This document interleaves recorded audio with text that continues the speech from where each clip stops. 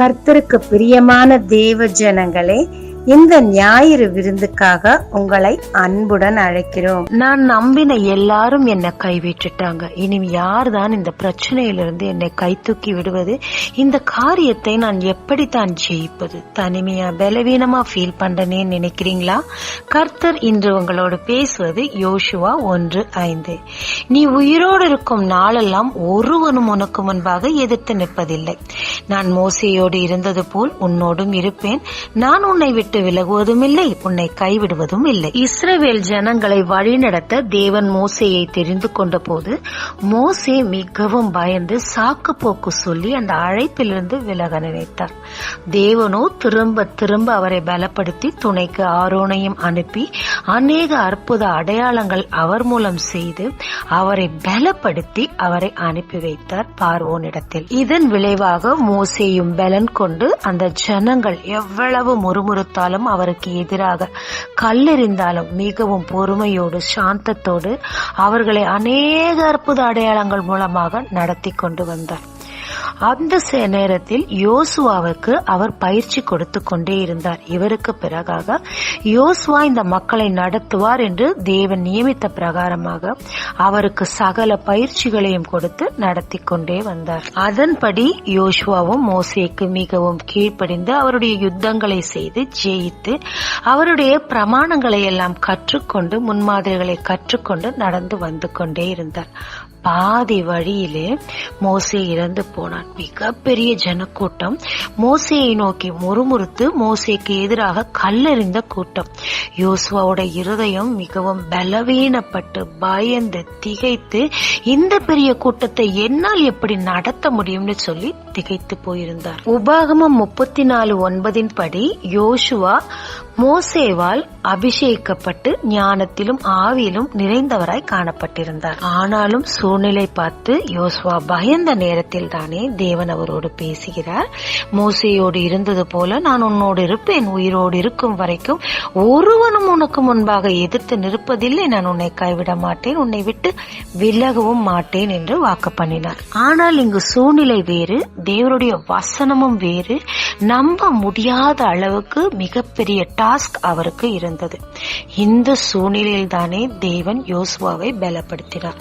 வசனம் 6, 7, 9 வசனங்களில் நீ பலம் கொண்டு திடமனதாயிரு, திகையாதே, கலங்காதே, நிச்சயமா நீ போராட எல்லாம் நான் உன் கூட தான் வரேன், நிச்சயமா உன்னை ஜெயிக்க வைப்பேன்னு சொல்லி கர்த்தர் திரும்ப திரும்பமாக அவரை பலப்படுத்தி கொண்டே இருந்தார். அது மட்டுமல்லாமல் நியாயப்பிரமாணத்தை விட்டு விலகும் போது தோல்வி நிச்சயம். 7ஆம் வசனத்திலே அதை சொல்லி மிகவும் பலம் கொண்டு தினமனதா இருன்னு சொல்லி கர்த்தர் அவரை உற்சாகப்படுத்தினார். தேவன் சொன்ன மாத்திரத்திலே 10ஆம் வசனம் யோசுவா எழுந்து ஜனங்களின் அதிபதிகளை நோக்கி பேச ஆரம்பித்தார்.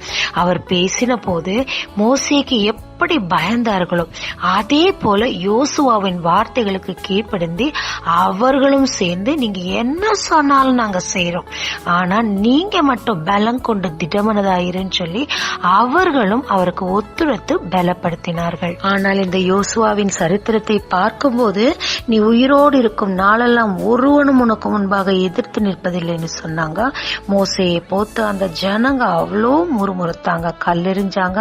ஆனா யோசுவாவை பார்த்து அவங்க முறுமுறுத்ததா தெரியவே இல்லை. அவர் ஜனங்களே அவருக்கு அவ்வளவா கோஆபரேட் பண்ணாங்க. 2வது எதிரிகளை எல்லாரையும் தும்சம் பண்ணினார். எல்லாரும் அவர் கண்களுக்கு வெட்டுக்கிளிகளை போலவே இருந்தார்கள். தேவன் அவரை பலப்படுத்த பலப்படுத்த அவரும் ஜெயத்தின் மேல் ஜெயம் எடுத்துக்கொண்டே இருந்தார். மோசே அநேக அற்புத அடையாளங்களை செய்தார். ஆனால் யோசுவாவோ இயற்கையே நிறுத்தினார். சூரியனை நில் என்று சொன்னார், அது நின்றது. பூமியில யாருமே அதற்கு முன்பும் பின்பும் செய்ததில்லை. அறிவியல் பூர்வமான உண்மையாகவும் இது இருக்கிறது. இதில் முக்கியமான விஷயம் என்னன்னா, நான் மோசையோட இருந்த மாதிரி உன் கூடயே இருப்பேன்னு சொல்றாரு. செங்கடலை பிளக்கும் போது இதுவரை வரலாறு காணாத ஒரு அதிசயம் அப்போது தேவன் மோசேயோடு இருந்தார். இங்கே யோர்தானை பிளக்கும் போது தேவன் யோசுவாவோடு இருந்து அதே அதிசயத்தை திரும்பவும் செய்தார். அது மட்டுமல்ல, போராடாம சுத்தியலால பீரங்கியால உடைக்காம எரிகோ மதிலும் விழச்செய்யும் மிகப்பெரிய அதிசயத்தையும் யோசுவாவை பலப்படுத்தி அதன் மூலம் கர்த்தரே இறங்கி செய்தார். இப்படியாக மோசேவோடு இருந்து செய்ததை போல யோசுவாவோடும் இருந்து தேவன் செய்தபடியினால் அந்த கானானுக்குள் அந்த ஜனங்களை கொண்டு சேர்த்து அந்த டாஸ்கை முடிய செய்ய யோசுவாவை தேவன் அதிகமாய் பலப்படுத்தினார். யோசுவாவும் பலப்பட்டு தேவன் தந்த டாஸ்கை முடிச்சார். ஆமாங்க, ஒரு டாஸ்கை நம்ம முடிக்கிறதுக்கு முன்னாடி நம்ம முதல்ல கர்த்தருக்குள் நம்மளை பலப்படுத்தி கொண்டு திடப்படுத்திக் கொள்ள வேண்டியது அவசியமா இருக்குது.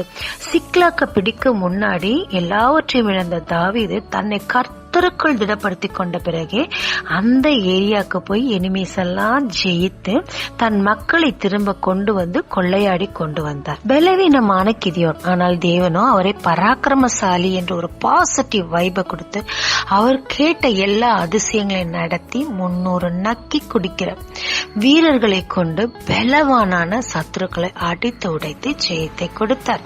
கிதியோன் தன்னை கர்த்தர் சொன்ன வார்த்தைகளை கொண்டு பலப்படுத்தாதிருந்தால் அவரும் கடைசி வரைக்கும் ஒரு தொடநடுங்கியதா இருந்திருப்பார். இயேசுவானவர் எடுத்துக் கொள்ளப்படும் முன்பாடி தன் சீஷர்களை பலப்படுத்தியே இந்த உலகத்திற்கு அனுப்பினார். அதே மாதிரி கெத்செமனேயில் மிகப்பெரிய சிலுவையின் கோரத்தை இயேசு கிறிஸ்து சுமக்கும் முன்னாடி தேவ தூதர்கள் வந்து அவரை பலப்படுத்தினார்கள். பெந்தகோஸ்தே நாளிலும் பரிசுத்த ஆவியானவர் மூலம் சீஷர்கள் பலப்படுத்தப்பட்டபடியினால் அவர்கள் பலன் கொண்டு ஊரெங்கும் சாட்சிகளாய் சுற்றித் திரிந்தார்கள். சங்கீதம் 68:28 உன் தேவன் உனக்கு பலத்தை கட்டளையிட்டார், தேவனே நீர் எங்கள் நிமித்தம் உண்ட பண்ணினதை திடப்படுத்தும்னு சொல்லிருக்கு. வசனம் 35 ஜனங்களுக்கு பலனையும் சத்துவத்தையும் அருளுகிறவர், தேவனுக்கு ஸ்தோத்திரம்னு சொல்லிரு. ஆமாங்க, நமக்கு முன்னாடி இருக்கிற சவால் டாஸ்க் ரொம்ப ரொம்ப பெருசா இருக்கலாம். நம்முடைய சத்துருக்கள் அதை விட பலவான்களாகவும் இருக்கலாம், எப்படி வேணா இருக்கலாம். ஆனா தேவன் வாக்கு கொடுத்தாருன்னா கொடுத்ததுதான். ஏன்னா அவர் பொய் சொல்ல மனிதன் அல்ல, மனம் மாற மனுபுத்திரனும் அல்ல. அவர் சித்தப்படிதான் நம்ம போறோமான்றதை ரீசெக் பண்ணிக்கிட்டு அவர் வாக்கு தத்தத்தை பிடித்து கொண்டு போகும் முன்னாடி நம்ம உட்கார்ந்து நம்மளை பலப்படுத்த வேண்டியது அவசியமா இருக்குது. நாம எப்ப பார்த்தாலும் எல்லாவற்றையும் நெகட்டிவா பேசிக்கிட்டே இருந்தோம்னா சத்ருவானவன் ஜெயிச்சிடுவான். விசுவாசம்ன்றது காணப்படாதவைகளின் நிச்சயம். நம்ம ஒரு விஷயத்த பார்க்கலனாலும் பரவாயில்ல, தேவனை நம்பி அவர் வாக்குகளை நிறைவேற்றும் போது நிச்சயமாக நம்மை அவர் பலப்படுத்துவார். அதற்கு முன்னாடி கிரியை இல்லாத விசுவாசம் செத்ததுன்ற மாதிரி நம்மை நாம் கர்த்தருக்குள் திடப்படுத்திக் கொள்ள பலப்படுத்திக் கொண்டு பயத்தை புறம்பே தள்ளி தேவன் சொல்லும் வழிநடத்தில் போகும்போது சவாலை மீட் பண்றதும் ஈஸி, சத்ருவை ஜெயிக்கிறதும் ஈஸி. ஒரு விஷயங்க, நம்ம இன்னும் நூதனமானவங்க கிடையாது. யாருக்கும் நடக்காதது நமக்கு நடக்க இல்லை. மோசே கூட இருந்தது போல உன்னோடு இருப்பேன்னு சொன்னாருன்னா மோசே கிட்ட செய்த அதிசயங்கள் ஏராளம்னா யோசுவா மூலம் செய்த அதிசயங்களும் ஏராளம். நமக்கு முன்னாடி அநேக முன்னோர்கள் நாம பார்க்கிற இந்த சவாலையும் இதை விட பெரிய சவாலையும் சந்திச்சிருக்காங்க. அவங்கள தேவன் நிறைய காரியங்களை விடுவிச்சு ஜெயிக்கவும் வச்சிருக்காரு. அதே மாதிரி தாங்க, கொஞ்சம் பொறுமையா இருங்க. உங்களுக்கு முன்னாடி இருக்கவங்களுக்கு செய்தது மாதிரி கர்த்தரும் உங்க கூட இருந்து உங்களை சகல காரியத்துல இருந்து தப்புவிக்க போறது நிச்சயமா ஒரு காரியத்துல கூட உங்களை அவர் கைவிடவே போறதில்ல. உங்களை நீங்க பலப்படுத்தி கொள்ளுங்க. வசனத்தின் மூலமாக உங்க டாஸ்க் சந்திங்க. தேவன் உங்களோடு இருக்கிறார், ஜெயிப்பீங்க. ஜெபிக்கலாமாங்க. தேவரீர் என் முன்னோர்களோடு இருந்து நீர் அதிசயங்கள் அநேகம் செய்திருக்கிறேன். இப்போது நான் சந்திக்கும் சவால் எனக்கு மிக மிக பெரியதா இருந்தாலும் எனக்குள் இருக்கும் கர்த்தர் நீர் அதைவிட பெரியவராயிருக்கிறீரையா. நீர் என்னை பலப்படுத்தும், நானும் என்னை உமக்குள்ளாக திடப்படுத்திக் கொண்டு இதை சவாலை சந்திக்க போறேன்ப்பா. கூட இருந்து ஜெயத்தை தாரும். நீர் கொடுத்த வாக்குகளுக்கு நன்றி. இயேசு மூலம் பிதாவே, ஆமென். இயேசு கிறிஸ்துவின் நாமத்தில் இந்த நாளில் உங்களை ஆசீர்வதிக்கும் ஜீசஸ் விஷன்.